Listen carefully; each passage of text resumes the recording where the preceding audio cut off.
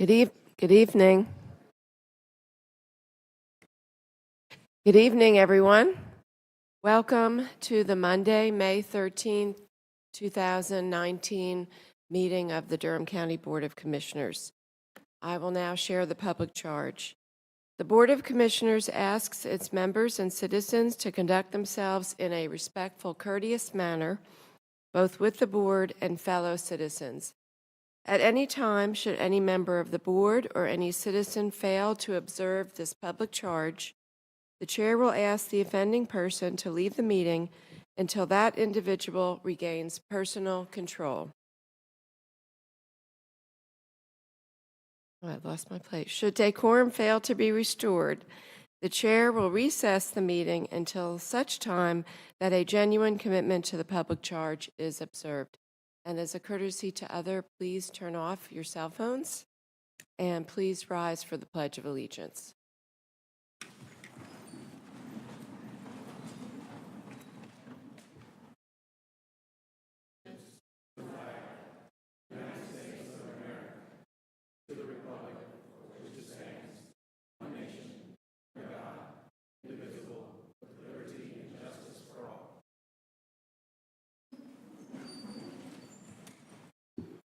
Do we have any agenda adjustments?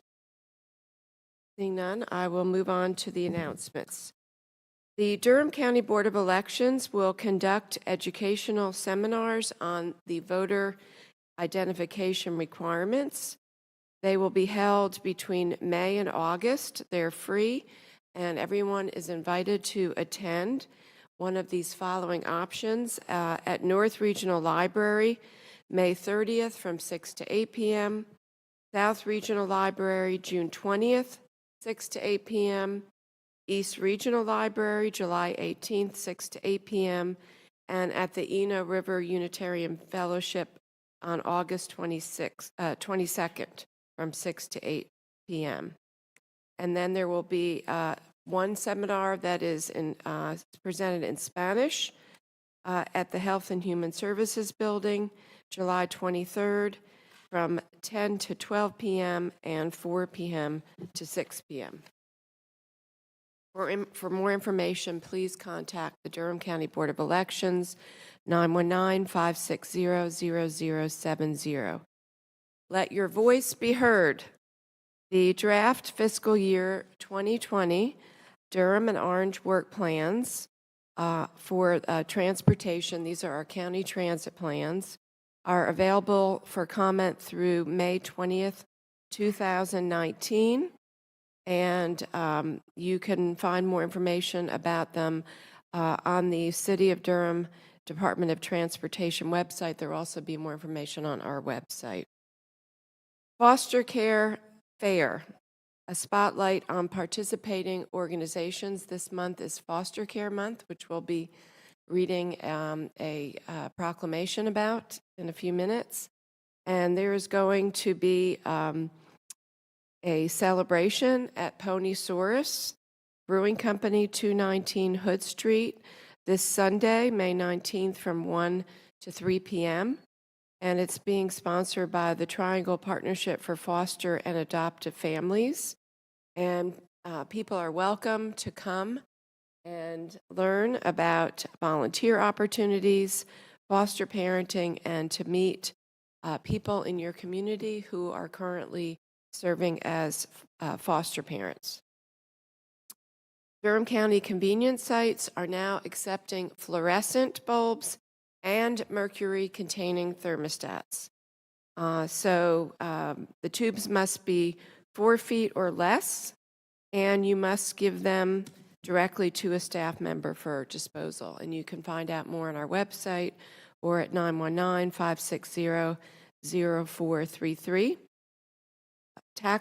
There's a property tax relief programs information session that will be held on May 15th from 11 a.m. to 12 p.m. at the Durham Center for Senior Life Theater. You can learn more about the homestead property tax exemption for seniors and disabled residents, as well as other tax relief programs. This is free and open to the public. Our 2019 Aging Well in Durham Fair is coming up. Connect, create, and contribute to an age-friendly Durham. This will be held on this Saturday, May 18th, 10 a.m. to 2 p.m. at the Health and Human Services Building. We invite everyone to come, but we do ask that you try to register first. There'll be a light breakfast and a box lunch at no cost. Again, more information on our website about our Aging Well in Durham. And your input is needed as we begin our fiscal year 1920 budget process. We need to hear from you. So please go to our online budget portal at www.dconc.gov/19-20 budget portal. And also there are a number of budget hearings that we will be having. You can find information out about those dates, but the online portal is a way for you to have input without attending a meeting. And we also encourage people to sign up for Alert Durham at www.alertdurham.com. Any other additional announcements? We have our work session, April 1st, 2019 minutes up for approval. So moved. Second. Moved by Commissioner Reckow, seconded by Commissioner Howerton. All those in favor, please say aye. Aye. Any opposed? And the minutes are approved. We have a number of ceremonial items tonight and a number of special people in our audience tonight who are associated with these items. The first is a proclamation for National Drug Treatment Court Month, and I'm going to ask Commissioner Heidi Carter, please share that proclamation. All right, thank you very much. Durham Board of County Commissioners Proclamation, National Drug Court Month 2019. Whereas for over 20 years, Durham Drug Court has been restoring lives, reuniting families, and making communities across North Carolina safer. And whereas drug courts facilitate community-wide partnerships that bring together criminal justice, public safety, and treatment professionals in the fight against substance use disorders.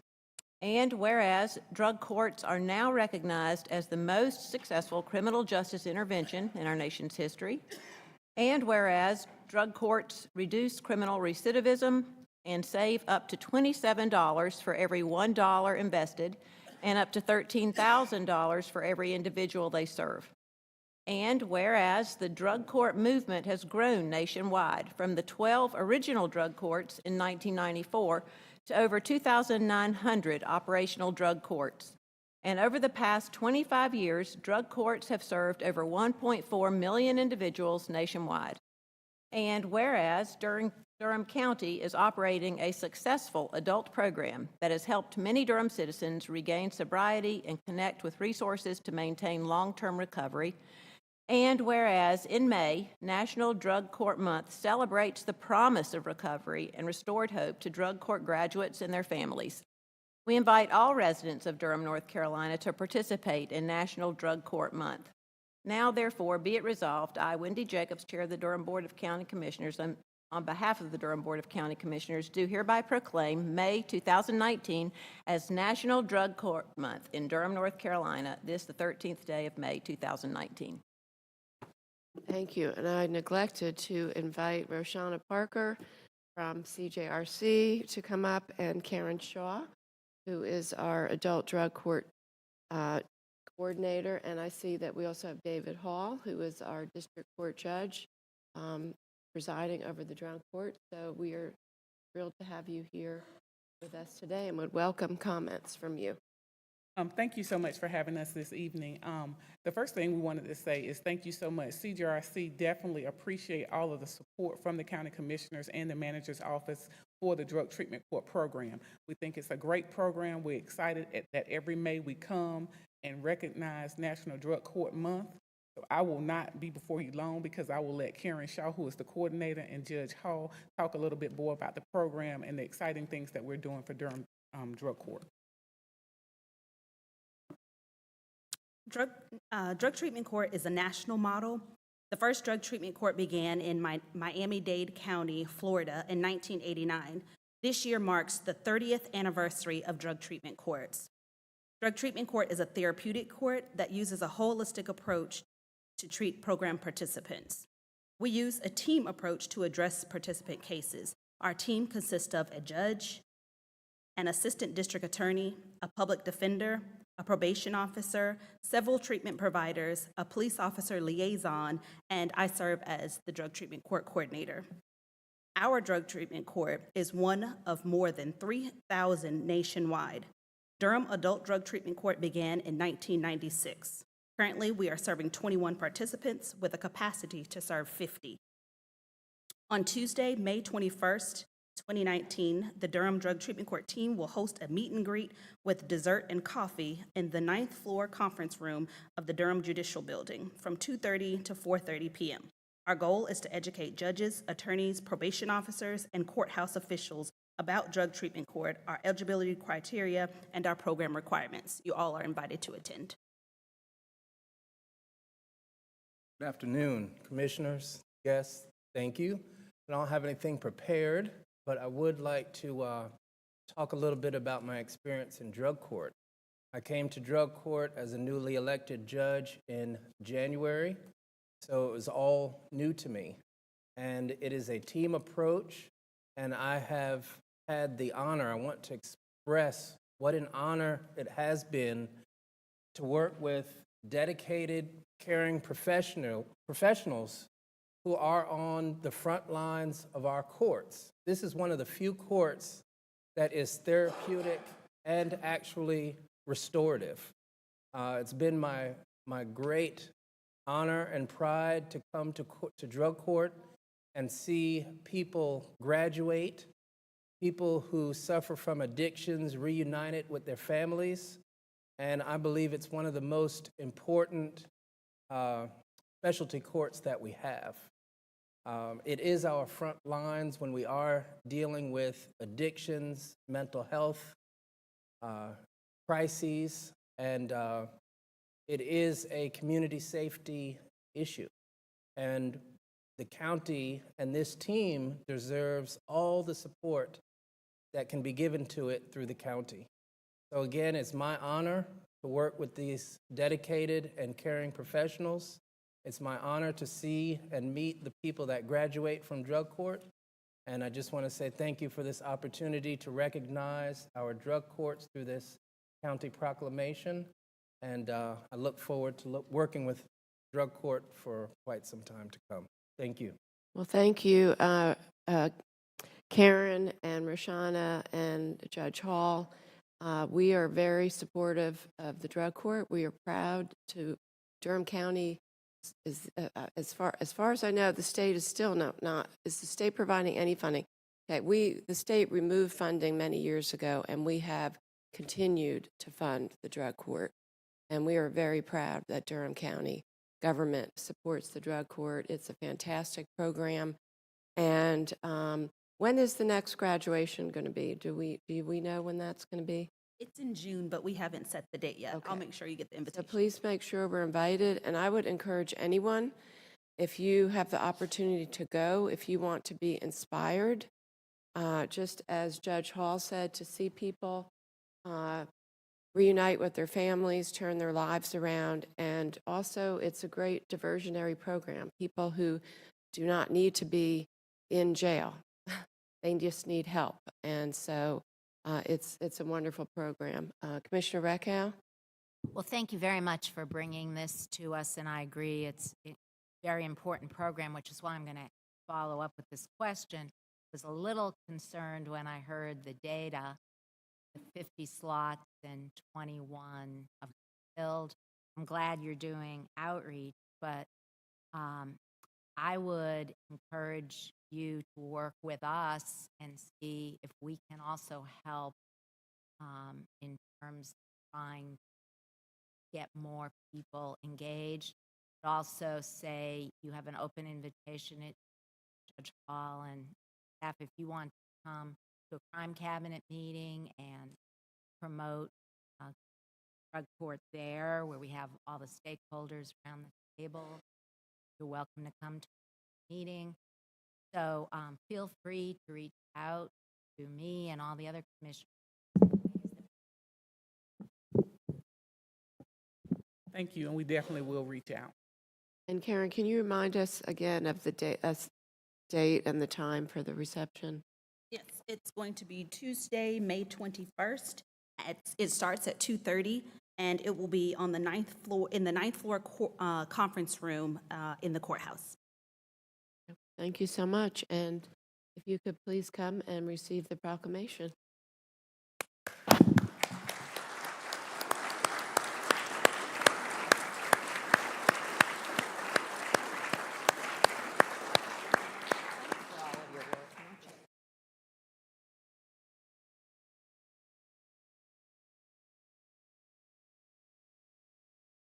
Well, it's nice to meet you again.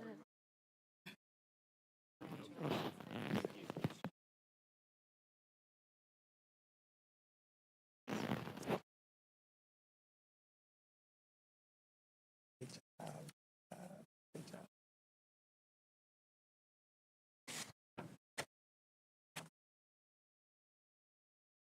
Yeah. Great job. So the next proclamation, before we do that, it's very timely that we have this proclamation to recognize National Emergency Medical Services Week because of the events that have been happening recently in our community. And we're so pleased to have members of the Office of the Sheriff here, our EMS department here, emergency services, so many first responders with us tonight. And our community could not be more grateful and more proud for all of the response. About a month ago, I think it was on April 10th was the date when we had the explosion in downtown Durham. And it wasn't just the immediate response, but also the aftermath of dealing with the response. And we have so many people here that we want to recognize tonight, but I would like to ask all of our first responders to please stand at this moment.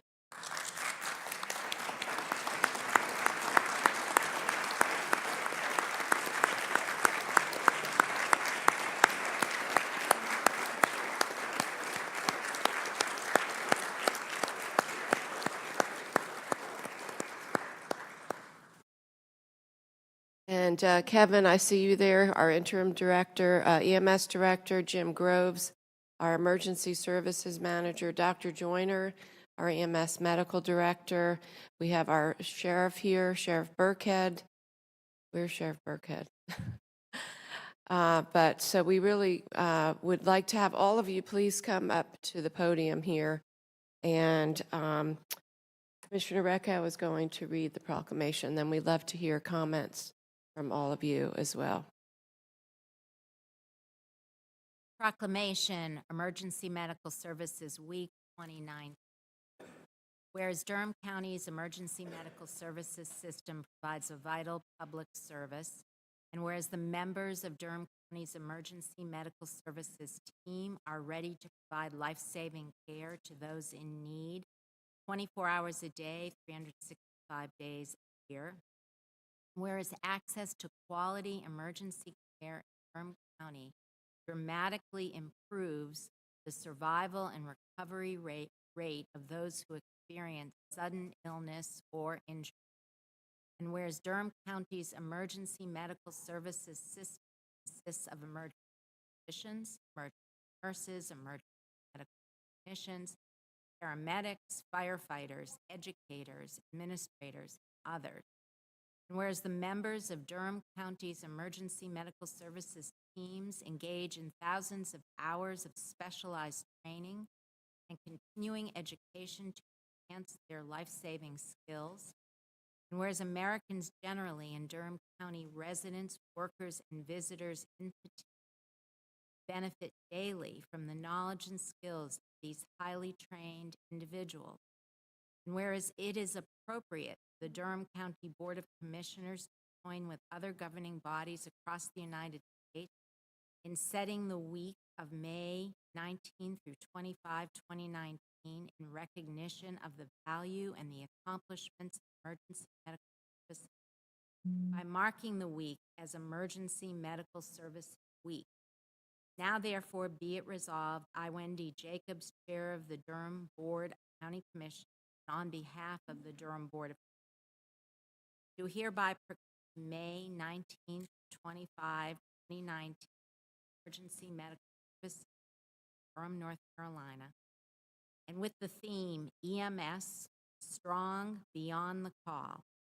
I encourage the community to observe this week with appropriate programs, ceremonies, and activities in Durham County, North Carolina. Commend its observance to our citizens. This, the 13th day of May, 2019. Wendy Jacobs, Chair. Thank you, Commissioner Reckow. And I also want to recognize, I see that there are a lot of family members of our first responders here. We want to also recognize you and to thank you as well. When we have events like we had a month ago, when our first responders are running towards danger and we're running away from danger, we know that I can only imagine how scary it is for family members knowing that your loved ones are putting their lives at risk every day. And just to know that the work that you all did here in our community, we know saved lives, absolutely saved lives. So we could not be more grateful. And Kevin? Yes, I would like to say thank you all, commissioners, for allowing us to be here tonight and recognizing the team. I've been very fortunate to be over the department for the last 2 years and being able to really see the changes that have occurred. I can tell you that over the last couple of years, I was just looking, we've reduced response times in our community on emergency response times by just a little over 1.5 minutes. So our response times to emergent calls right now is under 10 minutes. And I'm really proud of that. I'm really proud of everyone that works with the EMS. I'm proud of the firefighters and law enforcement officers that work with us as well. It takes everyone to take care of the community for sure. And we have been very fortunate to have such good employees and staff within EMS that are dedicated to being here, whether it's storms that we had in the fall. They were here. They were ready for anything that happened. When the explosion happened, we had people calling, trying to come in. I jumped the gun a little bit and called to try and get people to come in, but I didn't even have to do that because there were people already calling, asking, can I come in to help? What can I do? And we should be very, very proud of these people that work with us. Next week is the week that's actually Emergency Medical Services Week, and we've got some really cool stuff planned for our team. Tashea Grant, who's our Public Information Officer, has been working with a lot of different groups to make next week a lot of fun. The administrative staff is going to have to do some extra work next week for sure. But I want to tell everyone that's here tonight and those who are not here, thank you. I really appreciate all the support that you've given me over the last couple of years to make this our system as strong as it is today. So thank you. Thank you, Kevin.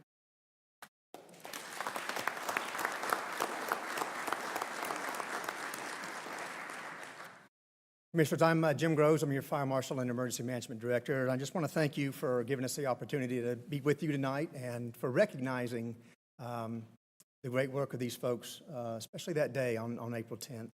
It was a heck of a day. Recognizing that next week EMS Appreciation Week really makes a lot of good sense to recognize these good folks for their work. It was an amazing to respond and arrive on scene and see them working with their firefighter partners and with citizens to care for these folks and really get them to definitive care. So kudos to y'all. It was just amazing to see the kind of work that you were doing. It's a great job. Reflecting back, as I arrived on the scene, I tried to park really far away so there's no chance that I would be impeding on any response, but I recall walking through the debris and seeing firefighters and medics and law enforcement and citizens caring for people, pulling them to safety, transporting them, and also all that time caring for each other. It was a sight to see, and yeah, it was truly amazing. As that morning progressed, our emergency management division arrived, and they started working tirelessly to help kind of turn that chaos into collaboration and coordination. They showed up and they did things that they're typically not asked to do without any complaint. They were developing instant action plans. They were leaning forward to help coordinate the public information. They were leaning forward to work on mental health plans and recovery plans and doing resource management behind the scenes. And folks were just leaning forward and thinking about things that before we even asked for it, like lights. We knew this was going to be all, they already had lights on the way. Simple things like that. The next day, our fire prevention division reached out to the city and said, do you need help? And they took them up on that offer. So our folks were on the pile in protective clothing, helping them go through the rubble and do what they needed to do. Just stepping up as one community. I believe what stands out in my mind is the amount of trust and the amount of teamwork that I experienced and I witnessed. It was like there were no jurisdictional boundaries. There were no agency boundaries. It was truly one team caring for these folks out there. And if there weren't different uniforms, you wouldn't have known anything different. It was truly amazing. I want to thank you all for showing up, and those of you who came out there to support us. Just seeing your face was really very supportive, the manager's office and everyone that was there. It meant a lot to our folks. I'm incredibly proud of our department, their dedication to their preparedness. They were ready for this. They showed up and they started doing stuff like they'd been there before and done it before. And we've got a very young team, so I'm so proud of you, and thank you for doing such an amazing job for our community. We're very fortunate to have folks like these people supporting us in the community. Thank you. Thank you, Jim.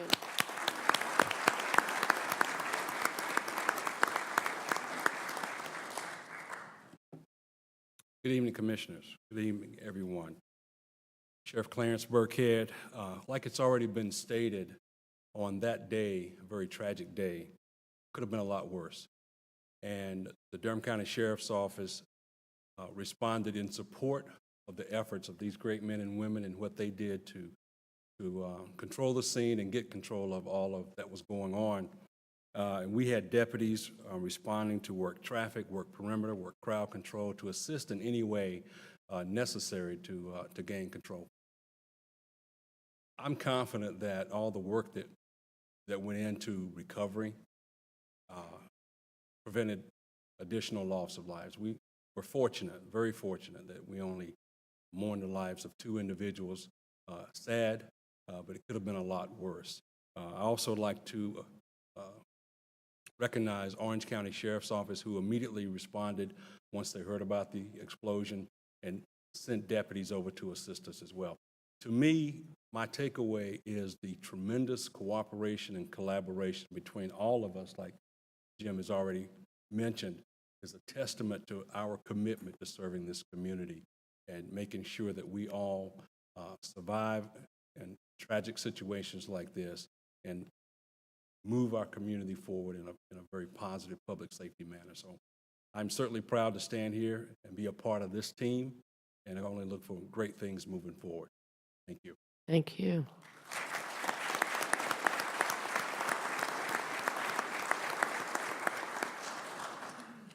Hello, everyone. I'm Dr. Joyner. I'm the medical director for Durham County EMS. I've only been in my role for about 8 months at this point, but I'd like to comment a little bit on the everyday of what we do in EMS and what I have observed in my role.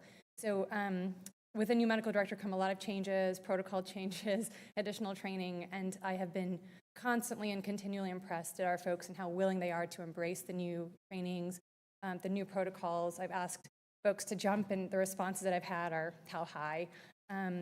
They are truly committed to providing the best care to our community, and I couldn't be prouder of them. So thank you for everything that you guys do. Thank you.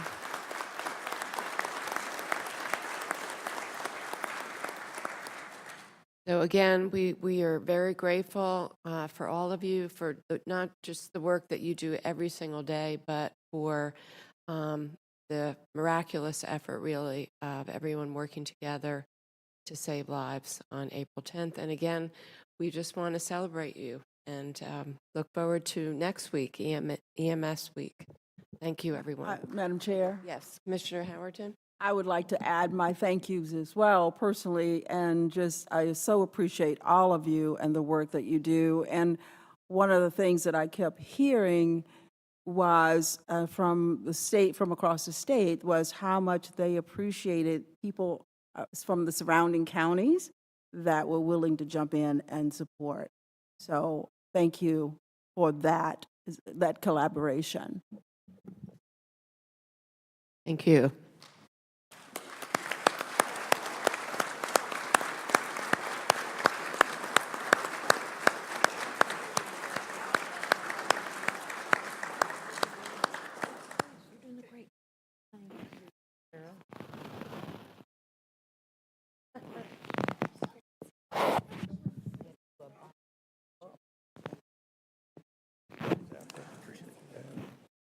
Great job. My man. Great job. Kidding. Oh my God. This one.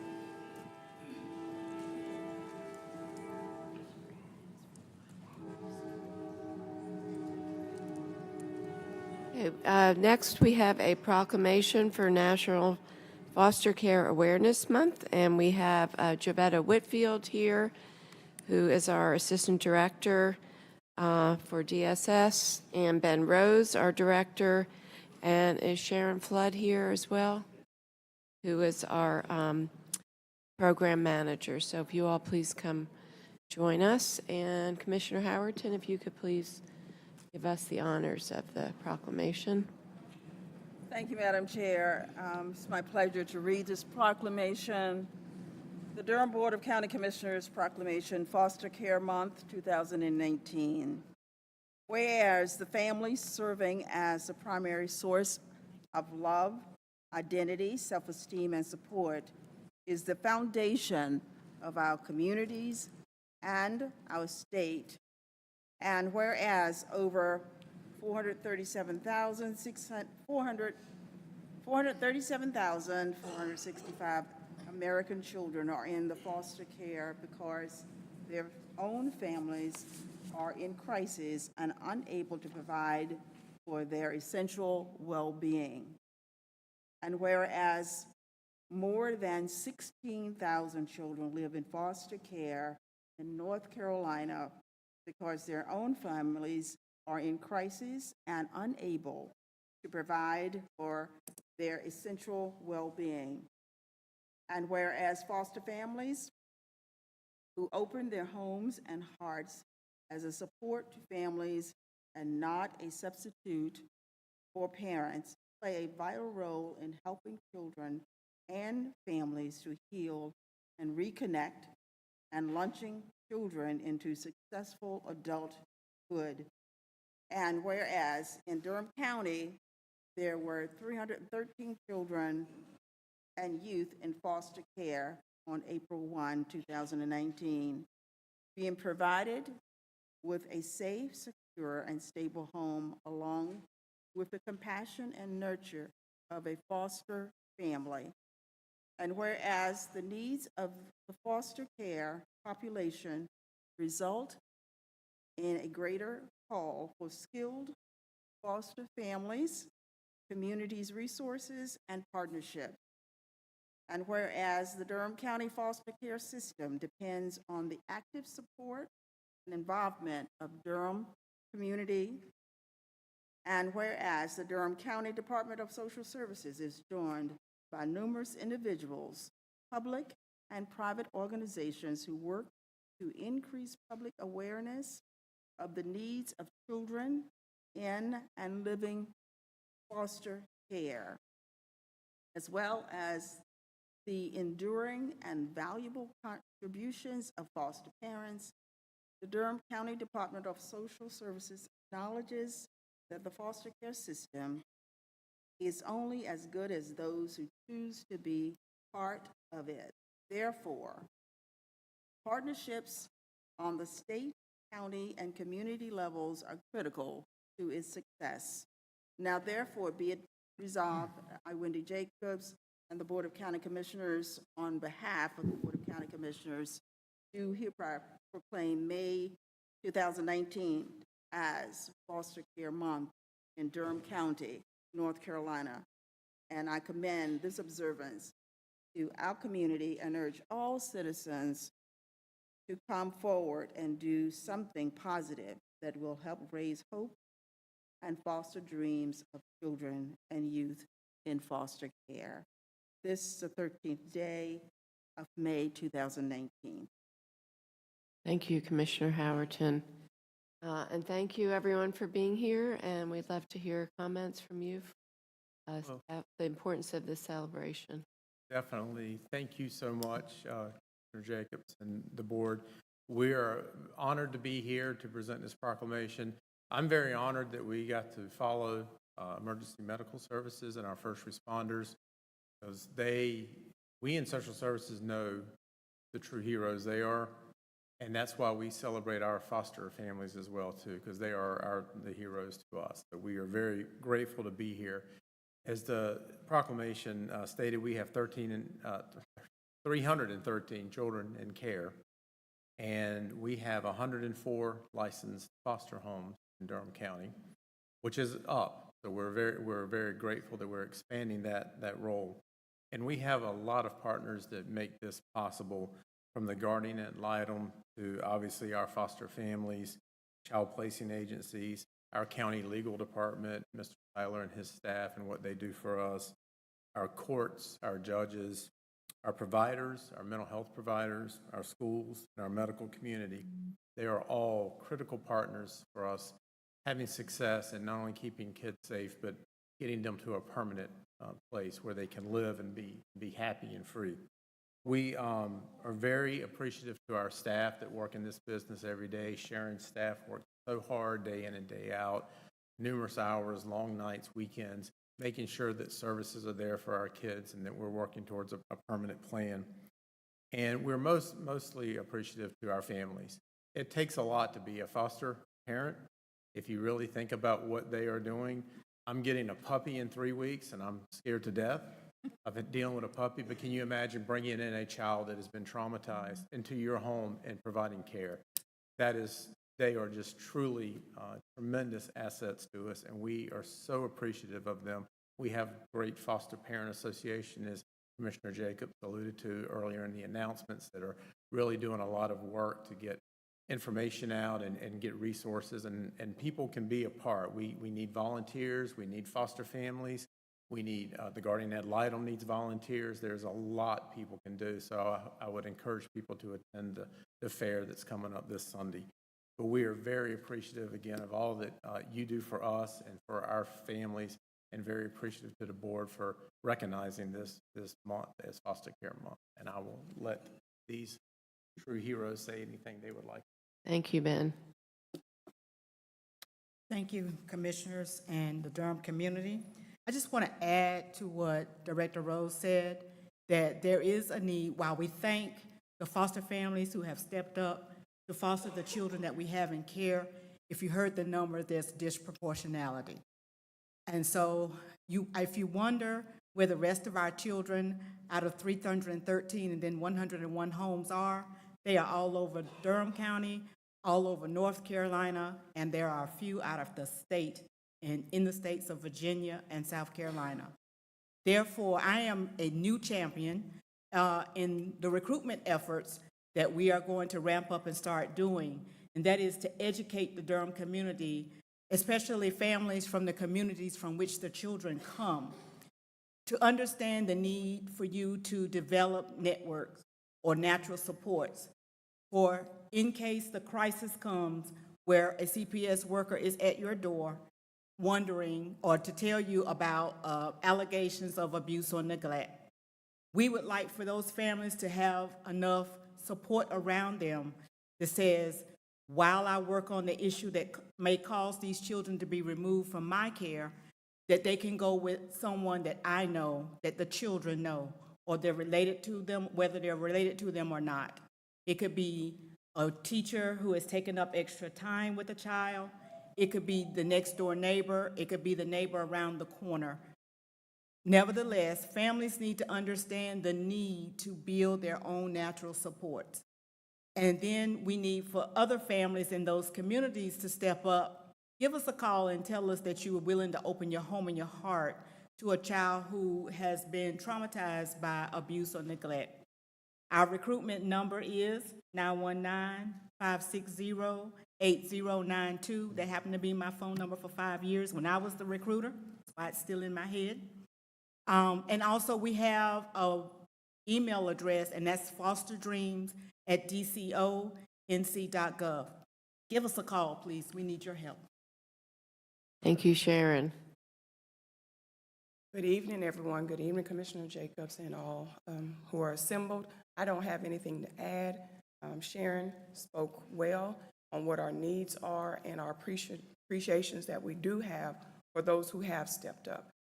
We do have several youth who are out of Durham County.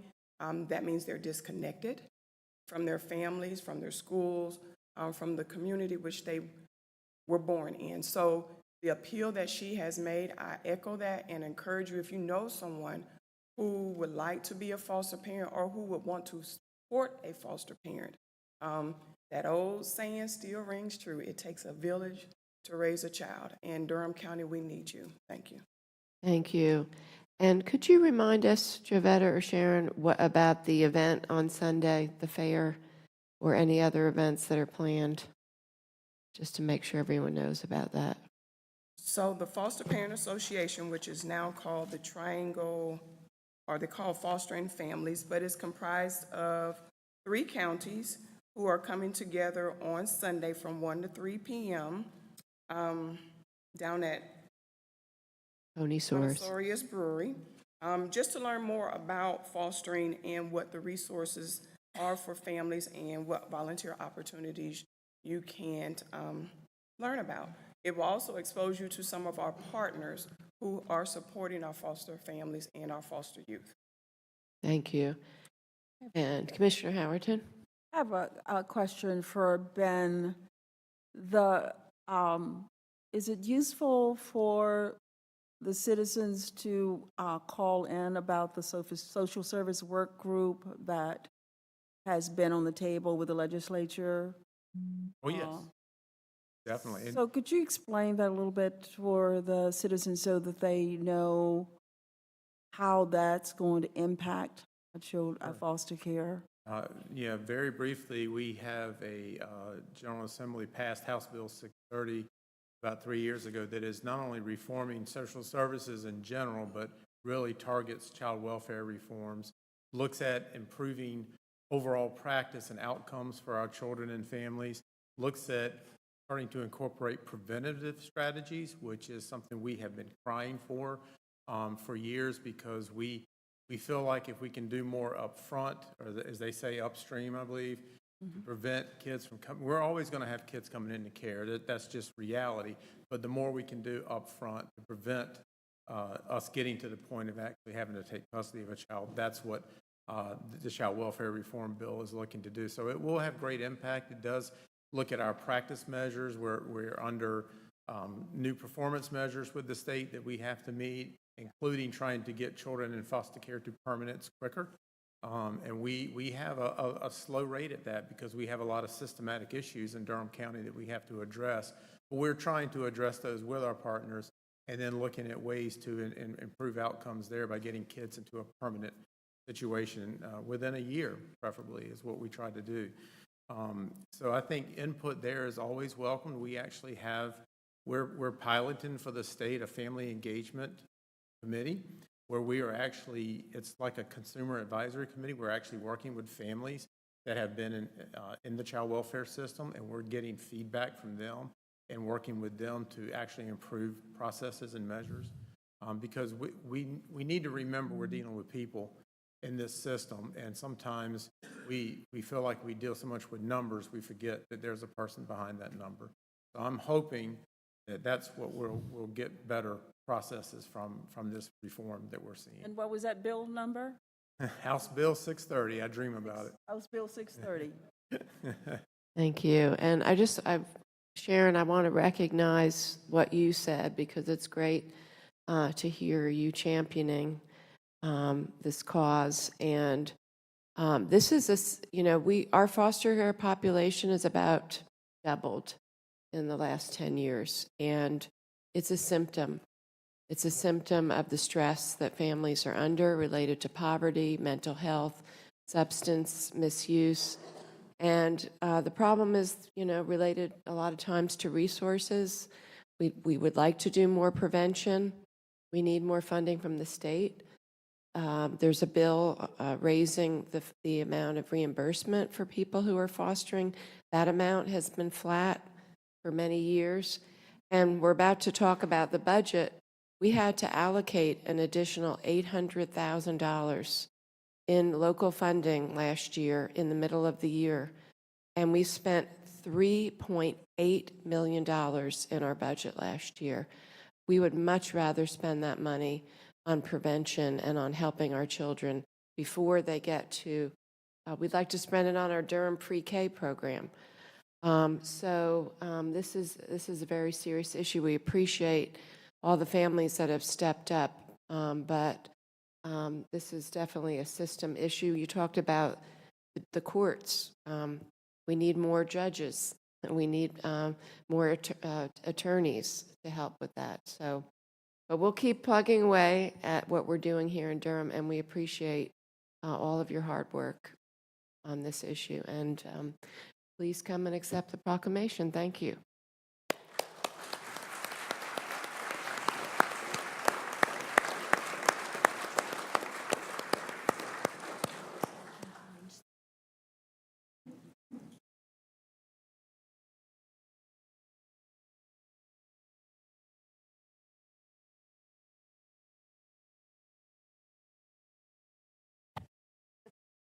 Great, buddy.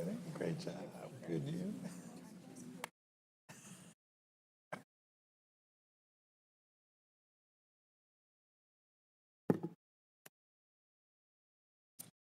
Looking good, buddy. Okay, and we have one more resolution tonight. We have one more ceremonial item, a resolution. Resolution supporting North Carolina's working people and their families. Whereas North Carolina's everyday working people are currently struggling in an economy that doesn't work for them, and stagnant wages, public service cuts, systemic discrimination, and a weakened social safety net are the norm in many communities. And whereas public policy choices, not just market forces, dictate whether working people have access to economic opportunities and benefit fairly from the work they perform. And whereas Durham County government provides strong support for its employees, including a minimum living wage of $15 an hour for full and part-time employees. And whereas North Carolinians need access to safe, green, living wage jobs free from harassment, violence, and discrimination. And whereas worker organizing, union membership, and collective bargaining remain the most effective tools for working people to exercise their power on the job and in the public sphere, now therefore be it resolved that we, the Durham County Board of Commissioners, do hereby urge our legislative delegation to promote the well-being of North Carolina's workers and their families by supporting legislation which provides paid family leave for workers in North Carolina who want or need to take parental leave, leave to care for sick family members, or to meet other critical family needs. Legislation raising the minimum wage for all workers and a $15 minimum per hour wage for all state employees. Legislation that expands Medicaid coverage and legislation that empowers public employees to negotiate wages and other conditions of their employment, such as repealing so-called right-to-work laws and extending the right to collective bargaining to public sector employees. Wendy Jacob, this 13th day of May 2019, Wendy Jacobs, Chair, James Hill, Jr., Vice Chair, Heidi Carter, Brenda Howerton, and Ellen Reckow, Durham County Commissioners.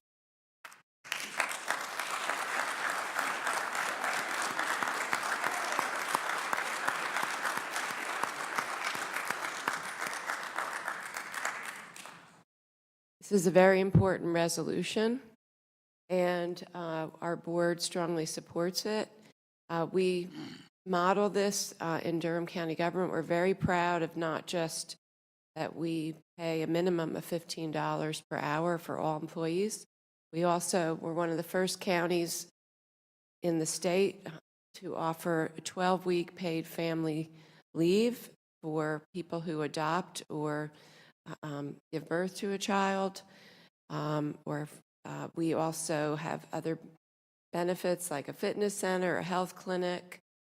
We have flex time for employees. We have a system where people can contribute their days to help people who are taking care of other people in their family. I could go on and on about the good benefits and the way that we treat our employees in Durham County government, and we strive to be a model for the rest of the state. And I'd like to give other commissioners a chance to share any thoughts or comments on this important resolution. Commissioner Carter? Well, I'm really glad we're passing this. I do think our resolutions often feel like they're symbolic gestures, which they are, but this one is, it feels super important. The irony doesn't escape me that if we had the sorts of public policies that we're advocating for in this resolution, we wouldn't have the crisis with foster care children that we have right now. These family-friendly policies will enable our school district to, it will enable the children and families to take advantage of all the wonderful opportunities that are being presented in our schools, by our school district. It's like that magic triangle, the health, the education, and economic security are all connected, and I really feel like that's what this resolution is about. It's asking for family-friendly policies that support that magic triangle of shared prosperity. Thank you. Commissioner Reckow? Well, given that the budget's being presented tonight, we can make a link to our budget. The investment in good wages and appropriate benefits would reduce, if it were done across this community, would actually reduce county costs, because a lot of our social service costs, our public health costs, whatever, are tied to the fact that workers aren't getting health insurance, that they don't have family-friendly policies, and that they're not making a livable wage.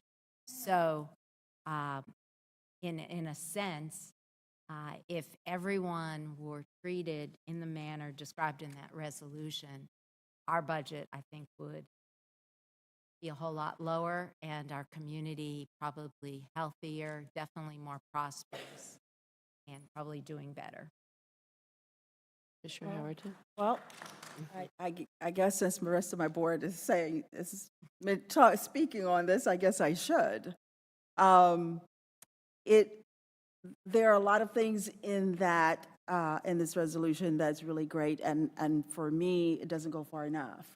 So, I think the proof is in the pudding. Just put it that way. Let's see what happens as a result of it.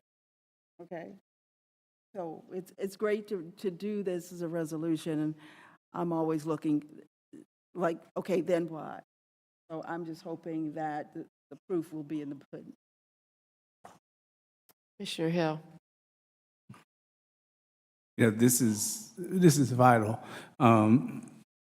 when you think of a lot of the problems, like my colleagues have said, that we have here in Durham and across the nation, if you look at affordable housing, the problem is we have stagnant incomes, right?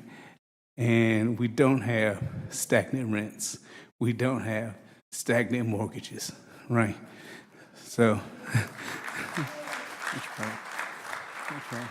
so we cannot build our way out of the affordable housing crisis. Government, county government, we're going to do a lot at 300 and 500. That's not going to be enough, right? People have to have good wages, right? How do we get there? Workers must be free of intimidation and fear to organize.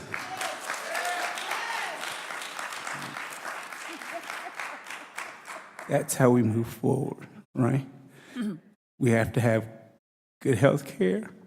We have to have people, people have to be able to take a day off. If you work in the food service industry and you miss a day, right, you miss a day of pay, right? So now the person who is serving you your food, who is as sick as I am right now, right, is coming to your table. Bon appetit. No, not bon appetit, right? Bad idea, right? We have to make sure that we treat people with respect. And this is not an urban and rural thing, right? If you look at what happened at stock market today, 600-point drop, right? Farmers who sold soybeans to China in 2017, 70% of all of the soybeans made in the United States, not made, grown in the United States, were sold to China. This year, want to take a guess? What percentage? 0. None. So if you were in urban North Carolina selling your soybeans to China, you sold none this year, right? We have to do so much more, but I think the key is workers have to be able to organize without fear of intimidation or being fired. And these right to work laws must go. Thank you very much.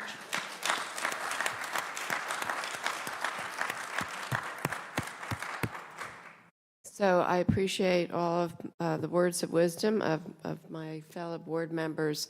And I will add that I think what you'll see in the manager's budget is that a lot of our budget is focused on making sure that we are paying our teachers a living wage, Durham County workers a living wage, and also that is one of the fundamental underpinnings of the Durham pre-K program.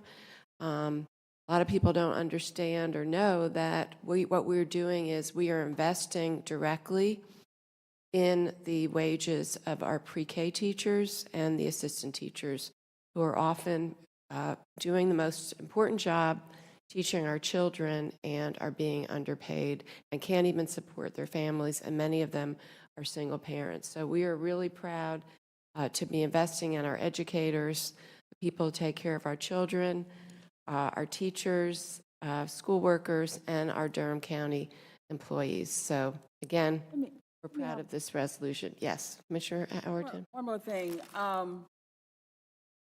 You will also see, and I'm not going to get into the manager's budget, but what I am supporting is that our employees are paid from the compensation study that has been conducted by our county. So when you see that in the budget, just pay attention to the numbers that is, because we've paid for that compensation study. And Chapel Hill is in that same process right now, because $15 an hour just don't cut it.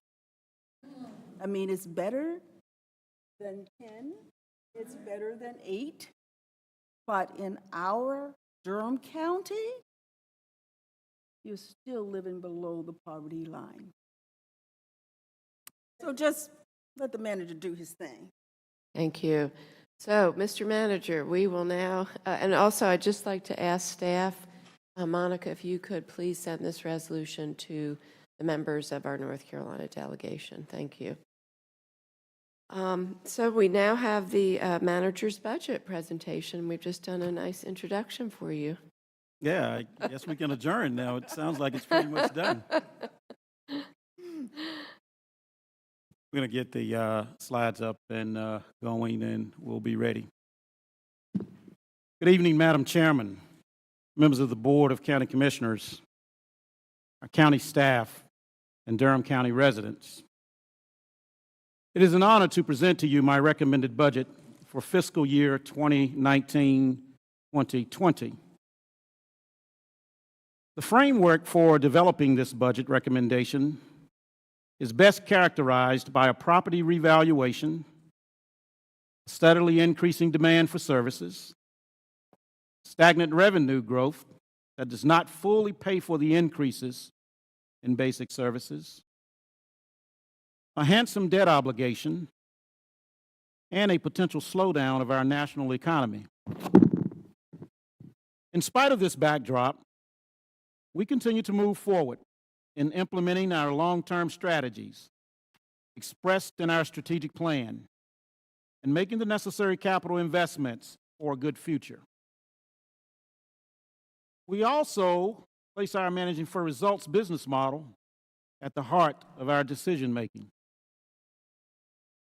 My recommended budget, through funding decisions, reflects Durham County's response to internal and external pressures in order to continue developing into a results-based organization that is a point of pride and a community of choice for all of our residents. We continue to wrestle with a host of vexing social challenges. And to navigate these complex dynamics, keep Durham County on course for a brighter tomorrow, the Board of County Commissioners has a guiding strategic plan. This document consists of 5 goals and related objectives and strategies, which tie together service delivery within department. This plan places a high priority on collaboration amongst departments and the community, but also puts performance management, the managing for results model, at its core. This budget addresses important issues while protecting our fiscal standing. In fact, I would say that it is an education-focused budget. But I first want to acknowledge up front that a fundamental part of developing this recommended budget was asking departments to find and implement significant existing budget reductions. County departments more than met the challenge, finding over $2 million in reductions that in turn were used to fund important priorities and limit property tax rate increase needed. County investment in new or different areas are made not only with new dollars, but also the reallocation of existing dollars. The recommended budget supports critical needs for Durham Public Schools and the important and expensive task of providing increased pre-K support to Durham County's children. It also recognizes our greatest asset, our human capital, by proactively dealing with compensation and classification issues that are found in the marketplace. Further, the budget provides operational increases in key service areas to address critical mental health needs at the detention center, as well as a need for new public safety equipment and vehicles. Additionally, the budget funds new positions and resources associated with the reopening of the main library in the spring of 2020 and new positions to address needs such as racial equity training and cradle-to-career service coordination within the county. To do all of these necessary things, I'm recommending a 2.3-cent overall property tax rate increase over the revenue neutral rate for our upcoming fiscal year. We budget property tax revenue in two categories. One, to support the general fund expenses, and the other to support the capital financing fund, which pays for capital projects and debt service. The overall property tax rate is recommended to increase by 2.3 cents to support general funds needed, including additional funding for Durham Public Schools, operating increases across a number of departments, compensation and benefit increases, and new position report. For a $200,000 home, this tax rate increase equals $46 per year. The cost to support expanded county services and also provide for a fast-growing population puts continued pressure on a property tax as the main source of Durham County funding, while other revenues are slowly growing. During this current fiscal year, the county has had its property revaluation. While the state requires each locality to conduct a revaluation of real property at least once every 8 years, to avoid sticker shock, Durham County has moved to a more aggressive schedule, with the new values for property owners effective in 2019-2020. The goal of the reappraisal is to ensure the equitable distribution of the county's tax burden for our citizens. As a result of the completed revaluation in January, we project countywide total property valuation growth of just under 16.5%, or $6.1 billion. Natural growth on property value is just over 2.8% higher from the current fiscal year to fiscal year 2019-2020. This natural growth adds property tax revenue of $9.2 million before any property tax rate increases. We are projecting our tax collection rate to stay at 99.6%, which is exceptional and a true testament to the skills of our staff in the tax administration department.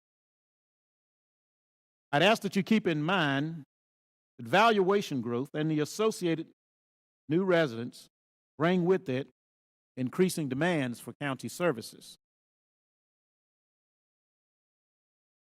A 1 cent tax increase is needed for Durham County Fire and Rescue District to support consolidation with the City of Durham and payment of debt service for 3 trucks. The 4 other county special tax districts are all requesting tax rate increases to support continued operations and capital investments. The total amount of budgeted sales tax revenue for next fiscal year is just under $87.4 million. For perspective, this is the equivalent of 20.3 cents of property tax revenue. The total base budget increase for the upcoming fiscal year is just under 4.2%, which equates to actual new revenue of $3.5 million, or 0.82 cents of property tax revenue. The estimated current year collections is expected to come in under budget due to a huge increase in the amount of nonprofit related refunds. We are working with the State Department of Revenue to better understand this unexpected anomaly. We must be aware of this trend and adapt budget choices now and in the future that can be sustainable within this new environment. While the general fund is where the vast majority of daily activity and spending for governmental services occurs, there are a number of other funds that serve specific county financial and operational purposes. These include the already mentioned special tax districts, the debt service fund, and our sewer utility fund. The total county budget, including all of these funds, increases 2%, just over $657 million, while the general fund, which is a subset of that total amount, increases by 4.9% to $456 million. Our annual debt service support amounts to just under $64 million for fiscal years 2019-2020. You can see the largest single amount of the debt service payment supports county-related capital projects. Durham Public School debt comes in at the next highest amount. Our debt service payments are expected to increase in future years as recently approved bond referendum dollars are issued and an updated 10-year capital improvements plan that's currently under review by the board is implemented. Roughly 80% of our general fund budget is generated from taxes, with property and sales tax comprising most of that category. The amount of total revenue supported by taxes continues to grow as other revenue sources grow at slower rates or even decrease. We will need to pay close attention to how we fund future needs given this emerging trend. Intergovernmental revenue, which comes from local, state, and other federal partners, is the next highest category, with most of those dollars supporting our human services operations. Fees make up a smaller but important portion of our total revenue. The largest fee collectors include emergency medical services and the Register of Deeds. Appropriated fund balance is the largest part of other revenue and is budgeted at just under $16.5 million, lessening the need for use of revenue sources, including a property tax increase. The county's largest expenditure area continues to be education, which includes Durham Public Schools and Durham Technical Community College. The next largest function is general government, but that is largely due to a transfer of dollars to other funds, which accounts for just over 54% of the total. Some examples include transfers to the Capital Finance Fund, the Debt Service Fund, a Risk Management Fund, and the Benefits Fund. Human Services is where the social services and public health departments reside. After that comes Public Safety, whose two largest departments are the Sheriff's Office and Emergency Medical Services. Here, I'd like to share a few highlights of some of the major items funded within Goal 1, Community Empowerment and Enrichment. The main priority, as expressed by the Board of Commissioners in the strategic plan and reiterated in 2 board retreats, is education. And this budget recommendation reflects that priority, with Durham Public Schools continuing to be the single largest expenditure for Durham County government at $145.7 million, or 32% of the entire general fund budget.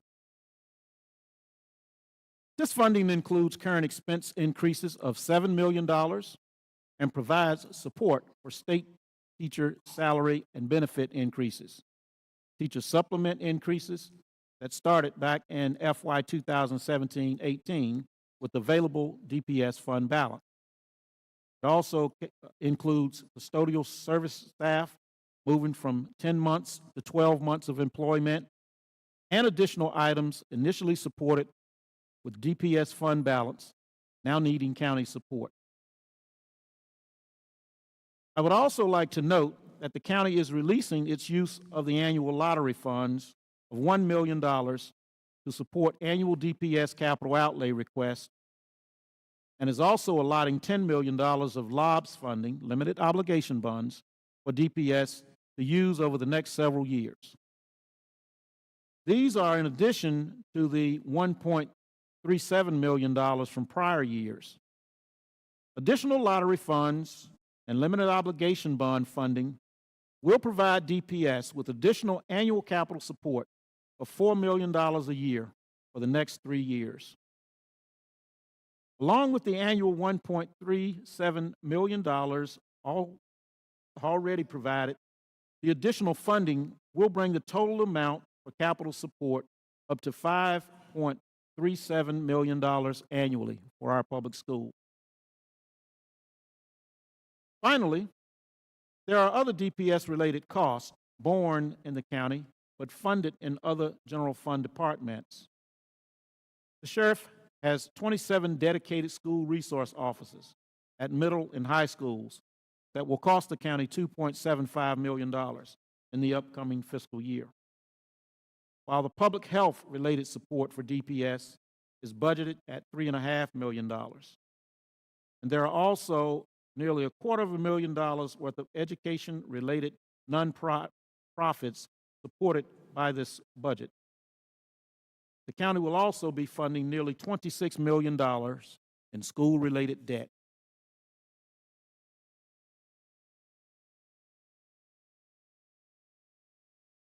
Durham Public Schools enrollment is estimated to decrease by 730 students in the upcoming year, while charter schools are expected to increase by over 480 students. Overall, the number of students within both systems that will receive county funding will decrease by a net 249. Over the last 5 years, DPS student population projections have fallen by nearly 1,430 students. We have consistently stayed among the top 3 North Carolina county governments in local funding per student. With my recommendation, Durham County will remain in that position with local funding of $3,641 per pupil, which is an increase of $199.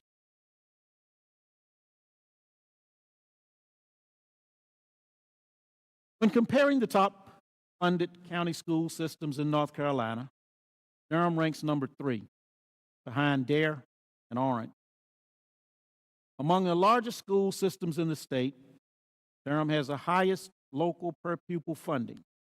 Our neighbor, Wake County, is $763 lower in local per pupil funding, while Forsyth, a demographically similar county, is over $1,200 lower per pupil.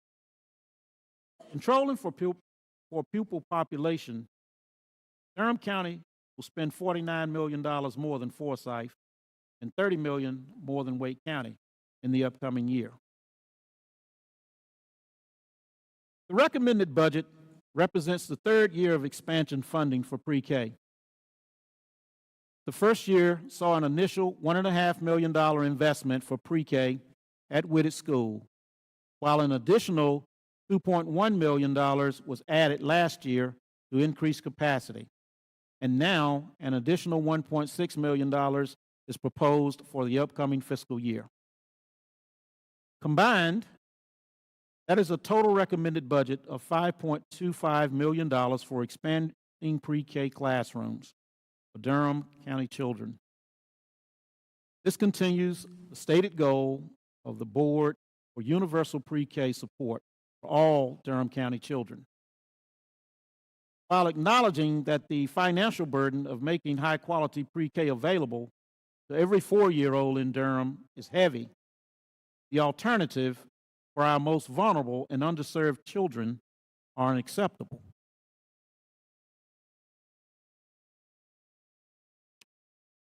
For Durham Technical Community College, I am recommending a funding increase of $270,000 supporting rent costs related to the new culinary program lease space at the American Tobacco campus.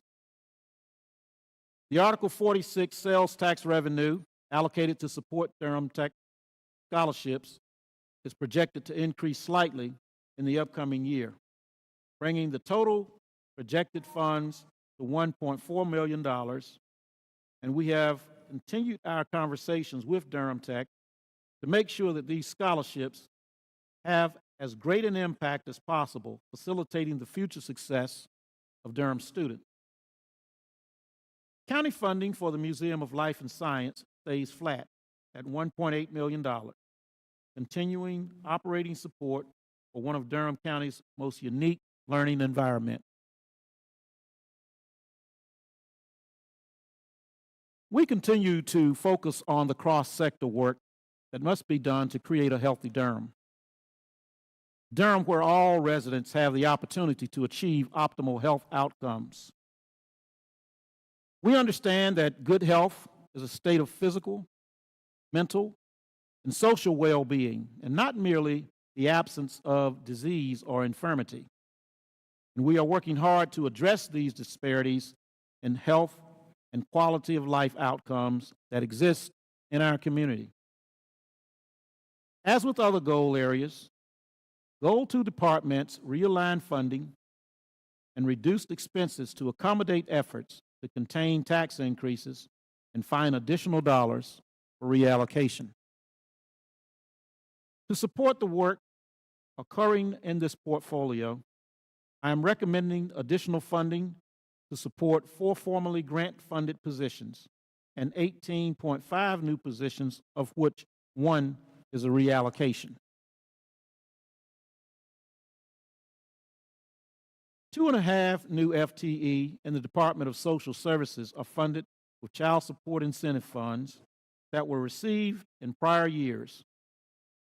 These positions will help with child support cases, training related to child support and program integrity, compliance with federal, state, and local policies and procedures, and job readiness and placement for child support participants.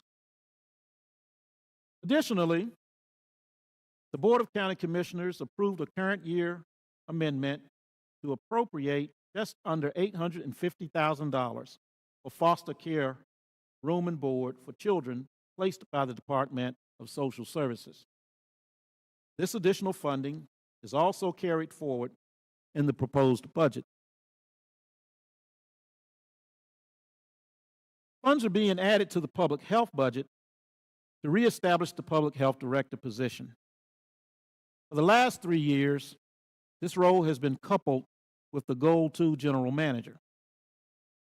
I am also recommending the addition of 2 new FTEs in public health, a racial equity coordinator position that will move this important work from awareness to implementation within the community, and an adverse childhood experiences coordinator position to coordinate and manage all aspects of the ACES task force, including data reporting, grant writing, and community outreach and education. The latter position is a recommendation from our 2017 State of Durham County's Young Children's Report. Finally, I am recommending the use of grant funds to establish 2 human services coordinator positions to support regional positive parenting support activities.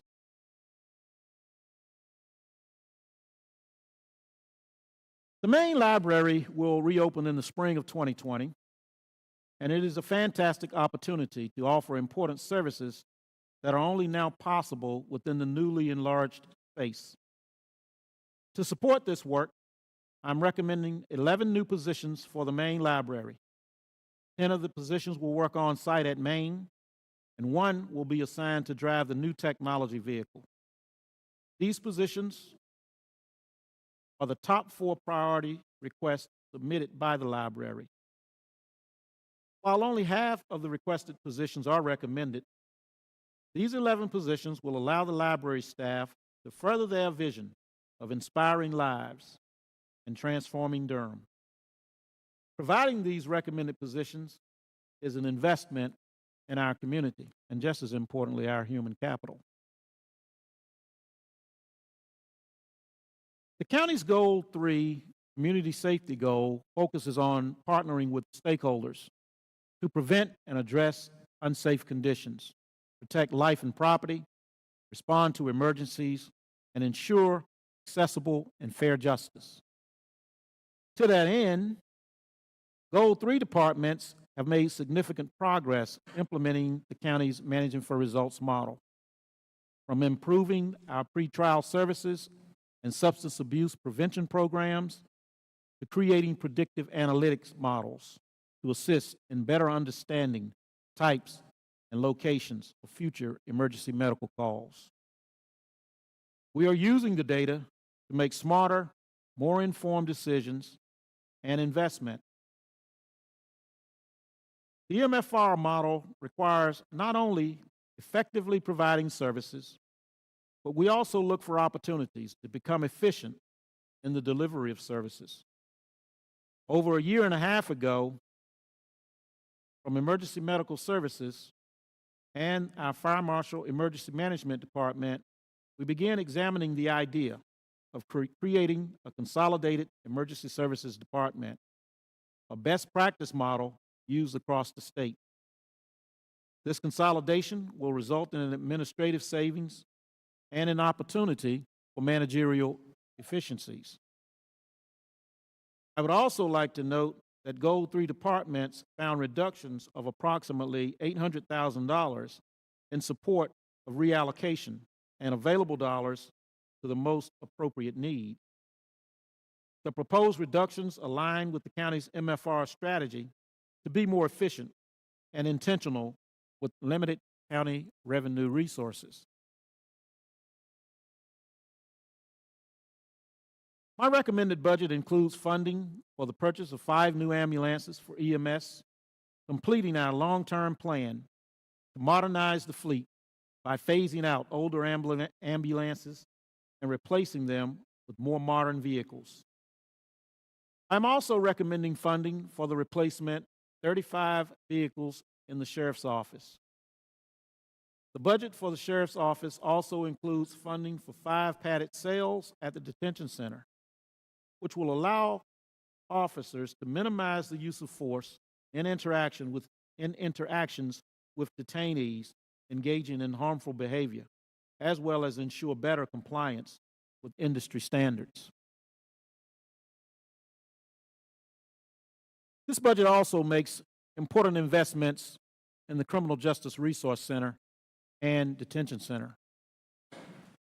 I'm recommending the addition of 2 part-time employees to improve mental health coverage for the detention center, as well as increased funding for a psychiatry contract that will expand access to this vital service. Also, there is currently 1 grant-funded position providing psychiatric services at the detention center. And when the grant expires in September of 2019, I recommend that the position becomes county-funded. CJRC reentry services will also be supported by the addition of 3 new federally grant-funded positions, while an existing grant-funded reentry position will become county-funded when the grant ends next year. These positions and services will support the full implementation of both male and female mental health pods in the detention center. The state legislature has passed the Raise the Age law, which mandates that 16 and 17-year-old individuals who commit crimes are no longer charged in the adult criminal justice system. This will result in an increased number of custody placements in the Durham County Youth Home. Due to the revenue received when housing out-of-county individuals, an increase in revenue of $150,000 is budgeted for the upcoming year. This fiscal year, the county will continue to focus on Goal 4, strategic environmental and infrastructure investments aligned with our strategic plan and community goals. This work will include ongoing improvements to our utility system and treatment plant in the Research Triangle Park. Additionally, as discussed in the BOCC budget retreat, we will also make investments in infrastructure for the Trayburn Business Park to facilitate more economic growth. These investments will also allow us to continue providing high level of environmental protection desired by our community. Across Goal 4, operational areas, we are experiencing challenges in recruiting and more especially in retaining highly skilled technical staff, as market competition is exceptionally strong for these certified personnel. This, coupled with increasing workload demands from the community, are a cause for concern with respect to employee well-being, morale, and retention. As a result of our continued investment and ongoing work by our open space and real estate team, we now have 3,462 acres protected, either by fee simple ownership or conservation easement. These protected lands will be further increased by 202 acres for a total of 3,664 acres by the end of 2019. The stormwater, soil, and erosion staff have continued to advance the framework for a potential stormwater utility fund, even as they manage a record workload in excess of 140 active sites in various stages of land disturbance, coupled with ongoing enforcement activities to mitigate the impacts of non-compliant sites. This program was recognized with a prestigious state award at the turn of the fiscal year for their significant accomplishments in protecting the environment and program enhancements made due to board investment in the same. Durham County adopted a resolution in November of 2018 to create a plan for county operations to run on 100% renewable energy by 2050. Funding of $50,000 will allow our engineering department to hire a consultant to help create a renewable energy plan to meet that goal.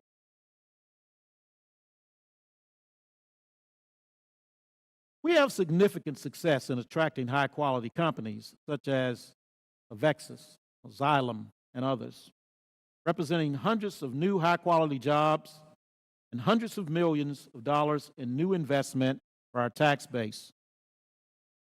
Through our economic development efforts, over 1,100 new jobs will be brought to the community that will produce investments of nearly $150 million, which is an excellent return on our incentive investment of approximately $750,000.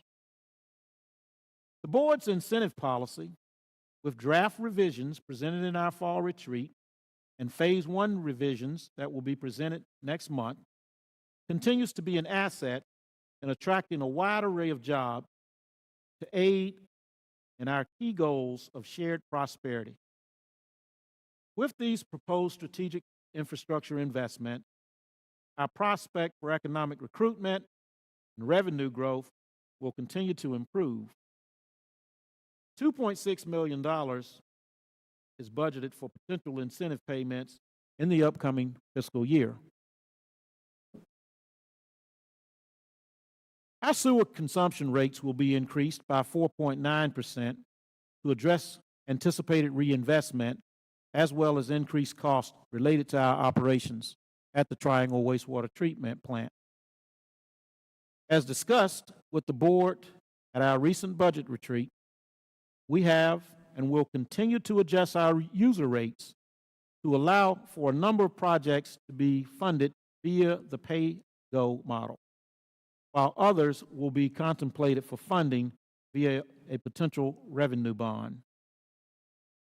We have also implemented a new capital fee structure as a direct result of the requirement of House Bill 436, This bill, passed by the legislature in 2017, requires all local government utilities to utilize certain accounting methods in order to levy these fees. Each of these regulatory shifts add to the workload of our team and an increased complexity of our operational compliance. During the past year, the county has made major strides in developing tools and investments to further implement our Managing for Results initiative, while also more closely aligning MFR with the county's goals of accountable and visionary government. Ultimately, departmental work plans and even employee work plans will support strategic plan goals and objectives. Tools like Microsoft Office Suite and other enterprise software upgrades, use of data collection and analysis programs such as ClearPoint and Power BI, and even dedicated positions to support MFR implementation and data analysis all support Goal 5.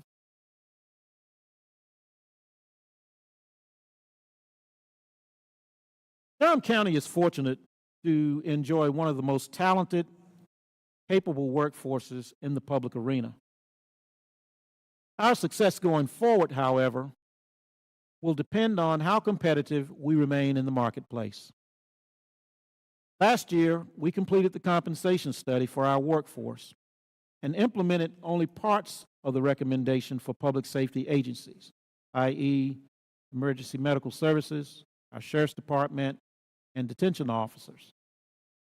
This year, I'm recommending the final implementation of the compensation recommendations for Durham County employees. This is the second installment of the compensation study recommendation, and it will impact approximately 1,350 employees, non-public safety employees, I might add. These changes will reflect market pay and market conditions for existing positions as well as new hires. In light of our aging workforce and retirees who remain on our health plan, our claims over the past year were fairly significant, to include several forms of cancer, joint replacements, and rare diseases. Based on those claims, our insurance premiums for the ensuing fiscal year went up by an increase of around 18%. We went out to bid, and we received 5 proposals, and ultimately negotiated our premium increase down to 14.5%, saving the county over $1 million. As a result, we are transitioning our health plan provider from Aetna to Cigna. Today, I'm proud to report that we have more employees, children, families, and retirees insured than ever before, with 96% of our workforce and retirees insured. This year, our health benefit increase equates to approximately $3.1 million. The annual employee pay for performance adjustment range will stay the same at 2% and 3% respectively. Our recommended budget includes a new position for the Solid Waste Division of General Services, which will allow Durham County to insource hauling and eliminate our contract with the City of Durham. The recommended Board of Elections increase of nearly $1 million accounts for costs associated with the upcoming local and national elections, as well as mid-year creation of an election specialist position. This budget includes increased expenditures to provide Durham County government with critical software upgrades predominantly related to access of the latest Microsoft suite of applications. Finally, this recommended budget includes the creation of a new cradle-to-career position housed in the county manager's office. For several years now, the county has been resourcing various efforts to this continuum. but we need dedicated support, working week in, week out, to enhance and better coordinate the work-based learning efforts of Durham Public Schools with that of the city, the Durham Workforce Development Board, and all with the ultimate goal of making sure our youth can compete for jobs being created in the triangle. For many years, Durham County has operated Durham Access Transportation, a demand-driven transportation program. But pending final approval by both the City Council and the Board of Commissioners on July 1, this program will become part of an improved merged transportation system overseen by the City of Durham. I'm recommending the continued level of county funding and transfer of associated grant funds to provide the current level of services all county residents. Also, with the termination of the Durham Orange Light Rail Transit Project, Durham County will take on a more active role in the future transit planning and execution of the Durham County Transit Plan. Though we still fully anticipate a cooperative process with the City of Durham, Go Triangle, and the Durham, Chapel Hill, Carrboro MPO, among others, this proposed budget contains funding for updating and implementing this plan. The amount of Durham County funding going into these projects and the importance of these projects for the future of our community requires this sensible investment to make sure the expenditures of local funds result in efficiency in the delivery of transit options that this community wants and needs. The foundation of any organization is its employees. And for Durham County, this is especially true. The varied services carried out by our departments and largely born from the daily efforts of its dedicated workforce. As I continuously say, our human capital is our greatest asset. To that end, I'm recommending a total net new 22.2 new positions. 3 new positions are supported by the realignment of vacant positions, and 7.5 are grant supported. The other 11, of course, will be in our library system. Be prepared for continued requests for position support in future years as we respond to the challenges of today and tomorrow.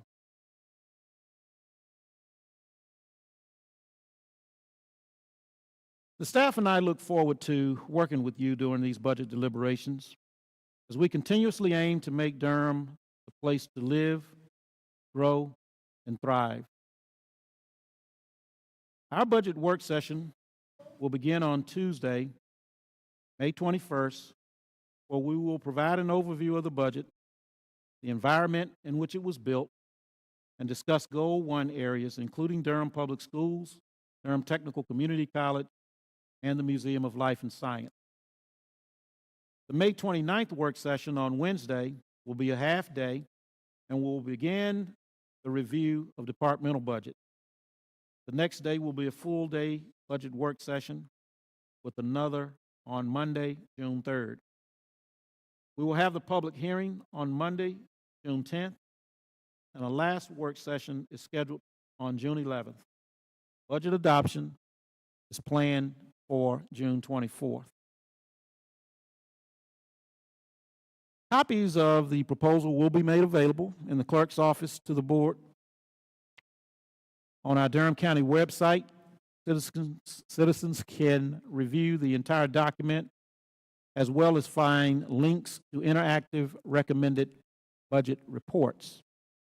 Residents without access to electronic devices are invited to visit any of the county's regional libraries where Wi-Fi and computers are available. This manager's recommended budget is often akin to a successful tightrope walk. It's all about being fit, balanced, well-planned, with solid support and vision. Fiscal constraints, even for thriving communities like our own, continue to create difficult choices for our employees, our department directors, management, and of course this board. Going forward, the manner in which we balance the needs presented by our residents with our fiscal restraints will determine our future. The use of actionable data will be the linchpin that informs our difficult decisions and give guidance about the best choices. I most want to thank our departments and other staff for their efforts in developing this recommended budget. Durham County is fortunate to have such dedicated employees. I would also like to thank the budget staff, budget director, Keith Lane, our chief of staff, Drew Cummins, our public information office, and of course our general manager, Deborah Craig Ray, Claudia Hager, Jody Miller, Jay Gibson, and Gail Harris for helping to facilitate this process. Speaking of Gail Harris,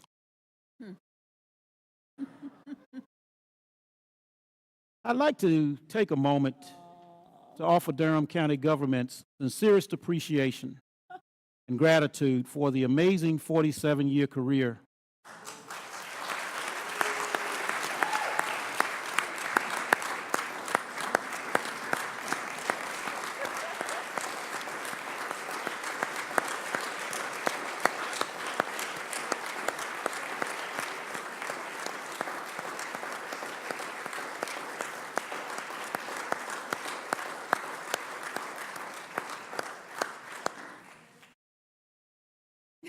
Gail is now gracefully retiring after 47 years.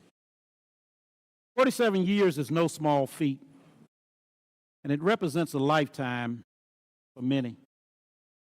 I think it's very safe to say that without reservation, that Gail has devoted her life to making Durham a better place for our citizens.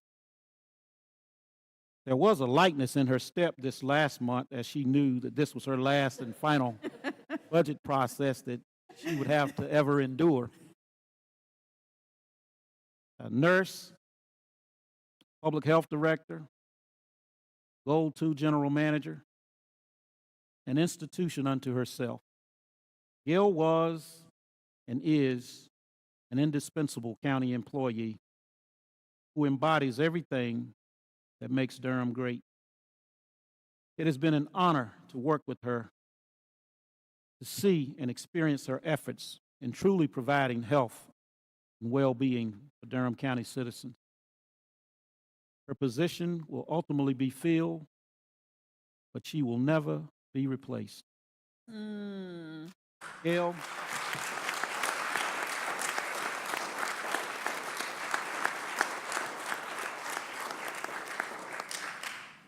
Gail, we honor you and truly thank you for all that you have done for this county and its citizens.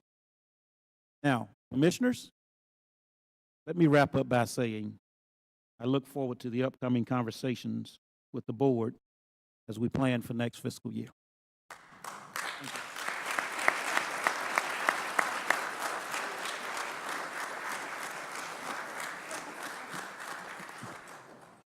Thank you very much, Mr. Manager, and we look forward to our upcoming 5 budget work sessions. We're going to think 26 hours ahead that will be delving into all the details of the manager's presented budget to us.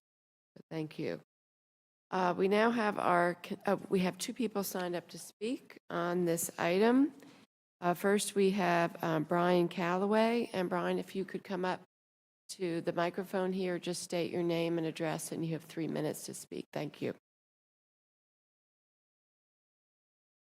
All right, good evening, board. My name is Brian Calloway of 307 Gresham Avenue. I'm actually a former Durham Public School employee, but I actually resigned in March, citing hostile and corrupt working conditions, but that's another story we can get into later. I first wanted to commend the manager for a very thorough budget assessment there. It's also worth noting that at the school board, when they had their two hearings, there were 0 people giving public comment.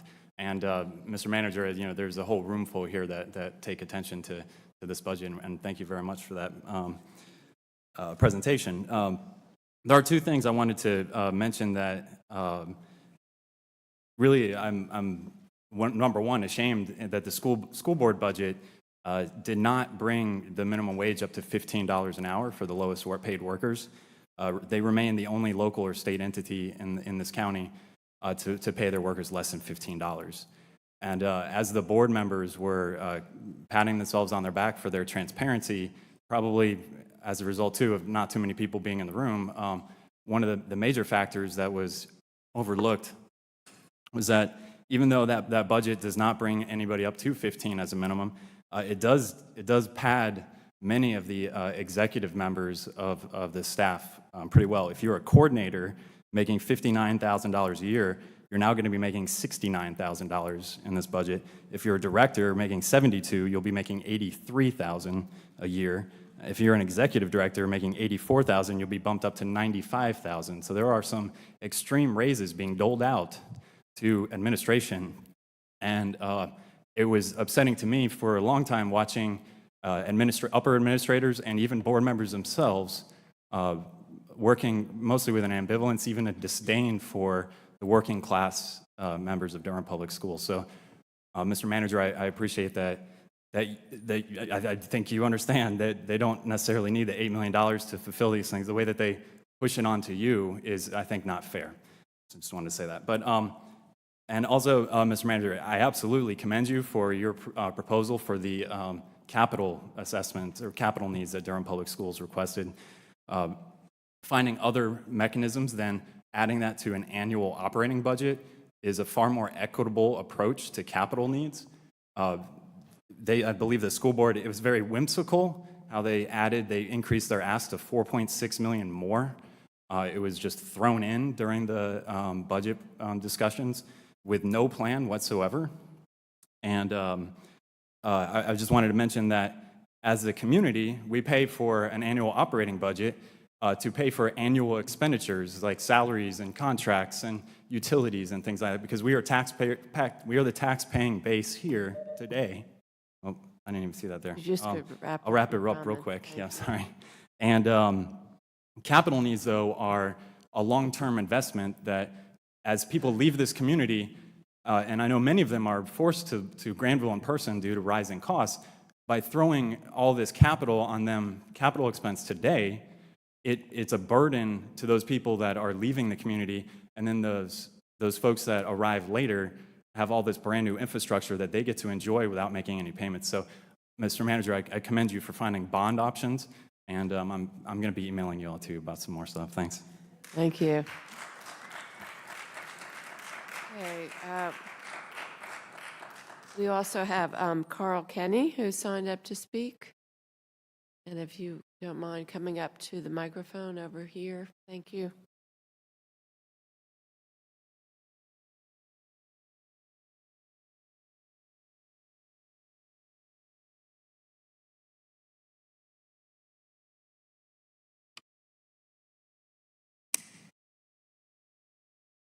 That's a long walk.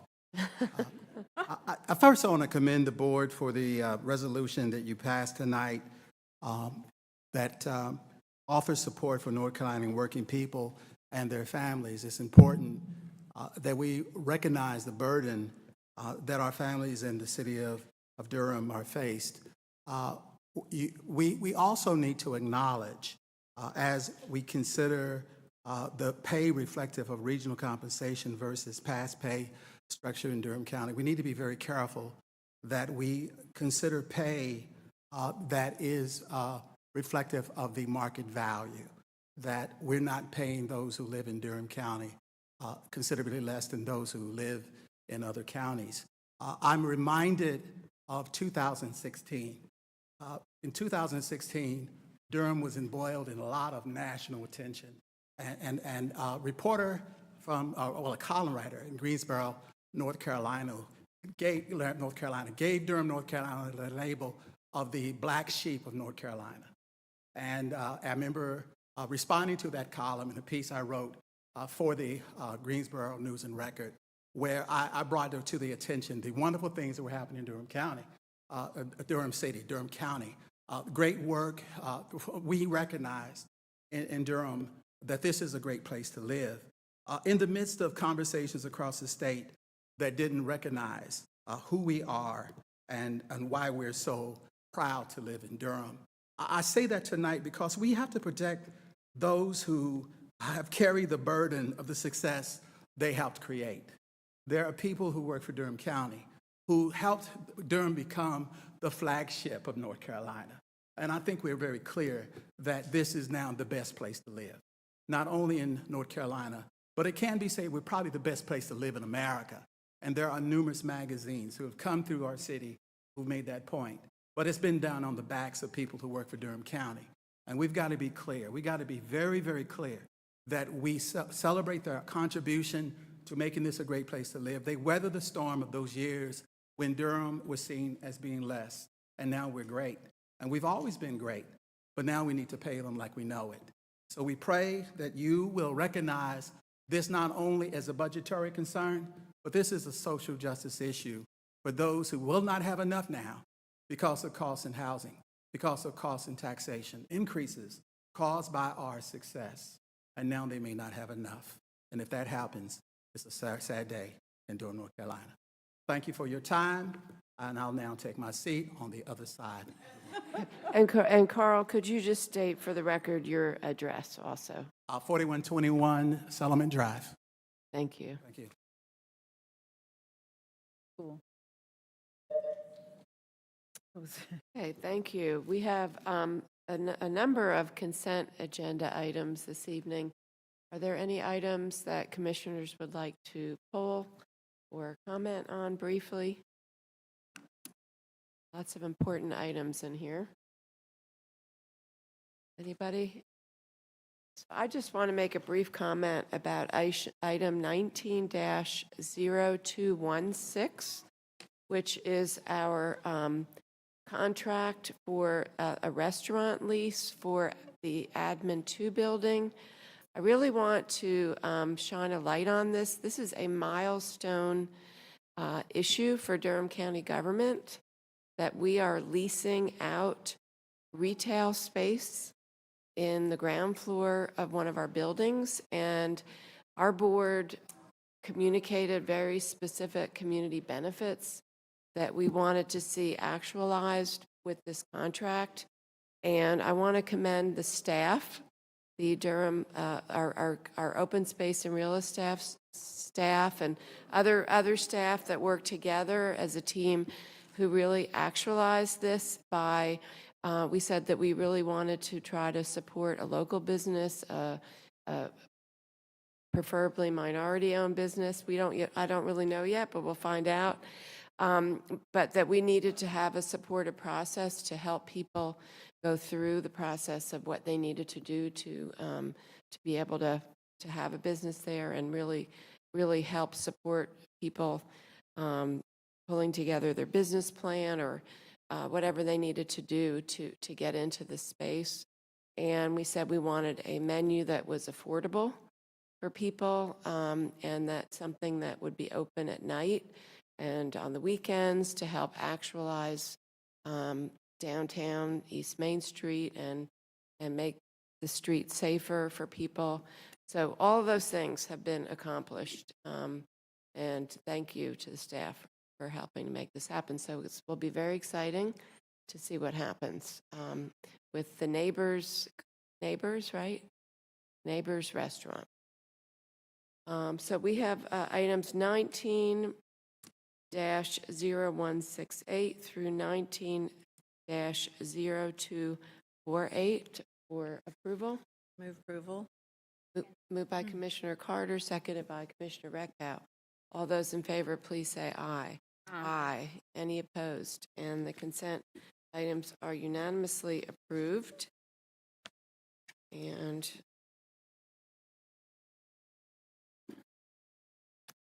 We now going to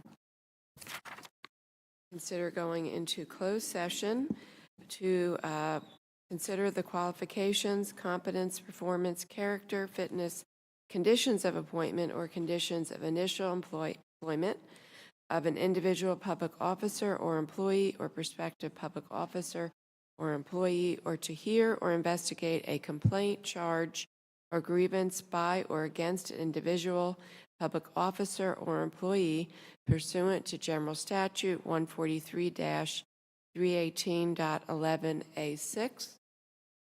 Do I have a motion? So moved. Second. Moved by Commissioner Recco, seconded by Commissioner Hill. All those in favor, please say aye. Aye. Any opposed? We are adjourned to closed session.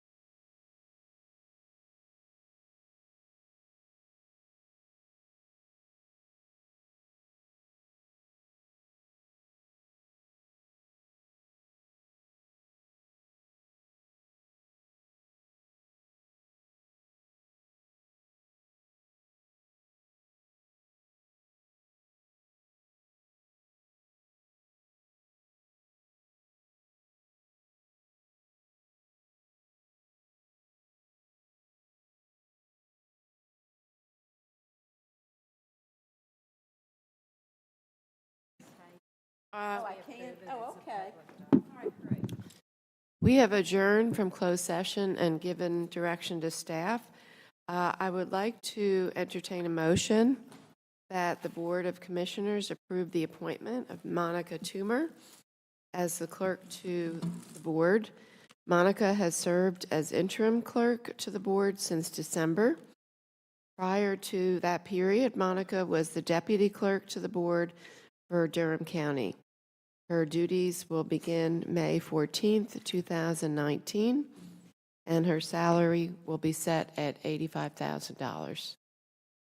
Second. Moved by Commissioner Recca, seconded by Commissioner Carter. All those in favor, please say aye. Aye. Any opposed? And the appointment and salary are unanimously approved. I would also like to entertain a motion for the Board of Commissioners to appoint Timothy Dwayne Brinson as tax administrator. He will begin his role on July 1st, 2019. Dwayne currently serves as the Orange County Government Tax Administrator. Brinson will succeed the county's former tax administrator, Kimberly Simpson, who retired earlier this fiscal year, and his salary will be set at $165,000. I would move also move.